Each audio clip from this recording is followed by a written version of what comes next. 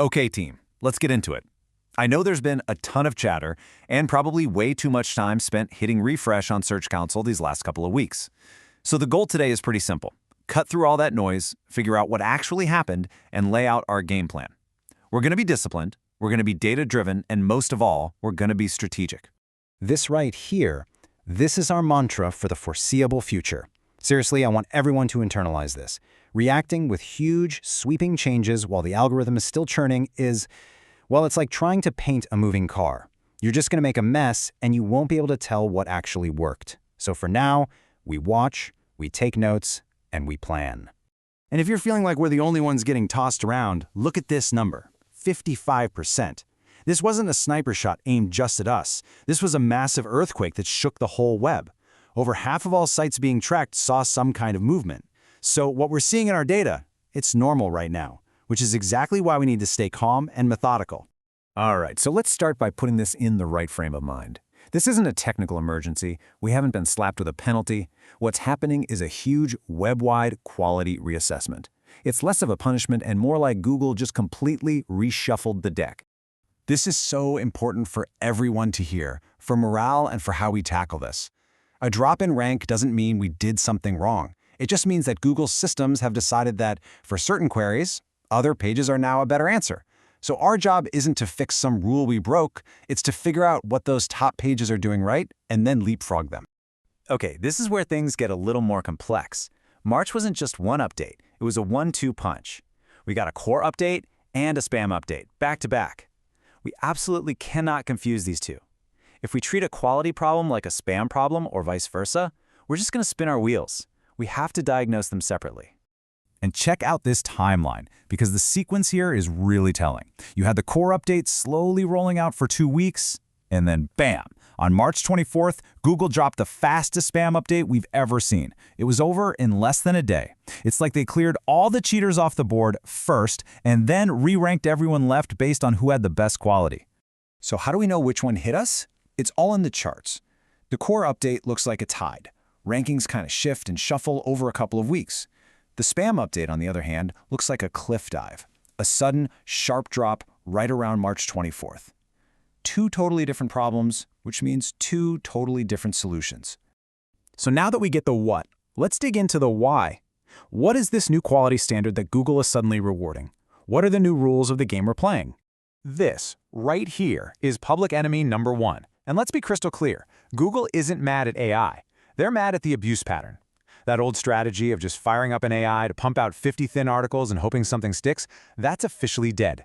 It's the scale, the lack of human review, and the intent to just game the system that's getting hammered.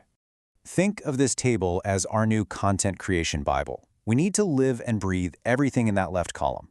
Our model going forward is a hybrid one. AI can be a great assistant, it can help with an outline, it can help with research, but a human expert has to be in the driver's seat for every single piece. The stuff on the right, that's a checklist for what gets you flagged now. This concept, information game, is everything now. It sounds fancy, but it's simple. The days of just looking at page 1 and writing a slightly longer, reworded version of what's already there are over, gone. The question we have to ask for every single piece of content is, what are we adding to the conversation that nobody else is? If the answer is nothing, then that content is a liability. And how do you prove information gain? With good old EEAT, especially that first E, experience. We have to show our work, not just tell. We're talking original photos, real stories, and verifiable author bios. These aren't just nice-to-haves anymore. When you see that almost 3/4 of top-ranking pages have detailed author info, you know it's become a major signal of trust. Okay, enough theory. Let's get to the most important part of this whole meeting, what we're going to do about it. This is our action plan. And I want to be clear, there are no magic wands or quick fixes. This is about focused, disciplined, and smart work. So here's our 5-step process. First, analyze. We're going to slice and dice our data to see exactly where the pain points are. Second, audit. We're going to do a ruthless review of our content library. Third, improve. We focus our energy on the pages that matter most first. Fourth, strengthen. We're beefing up all of our expertise signals. And finally, number 5, remove. We're going to prune the dead wood that's dragging the whole site down. Now let's talk tech for a second. This number, 150 milliseconds, is our new speed limit.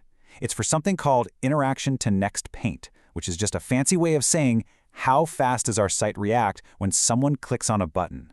Anything over this threshold feels slow, even broken, to a user. And if it feels broken to a user, you better believe it looks broken to Google. This is non-negotiable. I want an immediate audit on our homepage and our pricing pages. Okay, content team, this is your mission. We're picking 5 to 10 of our most important URLs that took a hit, and we're giving them a complete overhaul. And I don't mean tweaking a few words. I mean injecting them with our own unique data, our case studies, a strong point of view, and writing them for a very specific person. Every one of these needs to be a masterpiece attributed to a real expert on our team. All right, let's zoom out. The work we're about to do isn't just about recovering from this one update. It's about building a strategy that's so solid it can weather the next update and the one after that. This is about future-proofing our entire approach to growth.